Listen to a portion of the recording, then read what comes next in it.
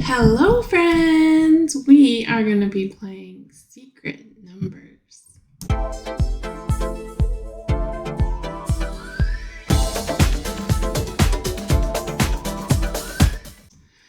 Okay, so today's objective is to use number concepts and operations, connect numerals with their quantities.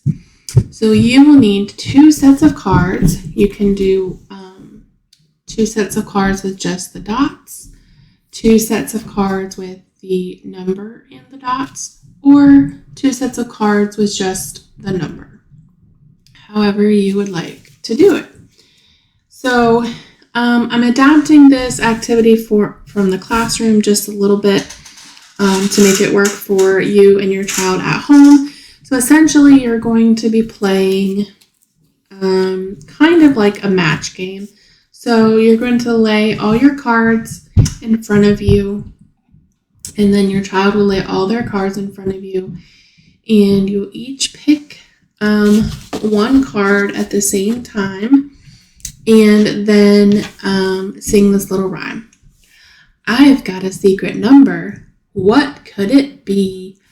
I'm ready to show you. Are you ready to see? Sing rinky dinky dinky. Sing rinky dinky doo. Sing rinky dinky dinky. I'll pass my card to you. So then you can pass your card to your child, and your child is going to look and see if it's a match. And then if it's not a match, you can kind of talk about it with your child and go from there. So some way to differentiate is use quantity cards 1 through 3. So start off with just 1, 2, and 3 when you're playing. Hold up your card and point to each dot as you count with the child. Encourage him or her to touch each dot on his or her card as you count together. Okay. The next level you would use quantity cards 1 through 5. Invite child to count your card and their card. And then introduce the number quantity cards 1 through 5. Use cards that look distinctly different from one another. For example, numbers with curves and numbers without curves. Have the child count count the dots and name the number on the card. Talk about the attributes of the number. So the attributes of the number would be those curved lines. So the number 6 has it's one line with a curve at the end.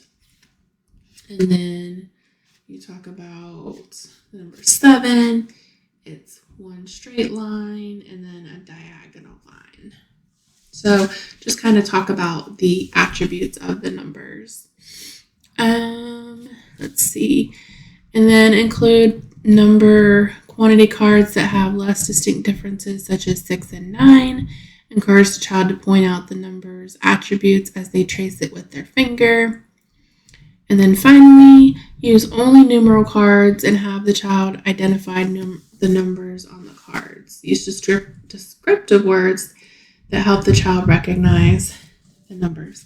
So for the last one, you would use just the numbers, no dots involved. You say, my secret number has a circle with a line pointing down. Do you know what it is? Yes, it's a 9. Very good. Okay, so you would do that.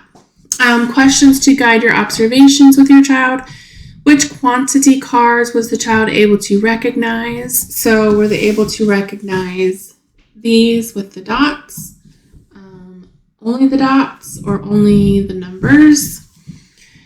Did he or she point and count the dots or recognize the quantity without counting? So were they able to say this is a 7 without necessarily counting each of the dots?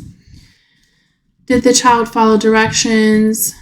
And how long was the child able to attend to this experience?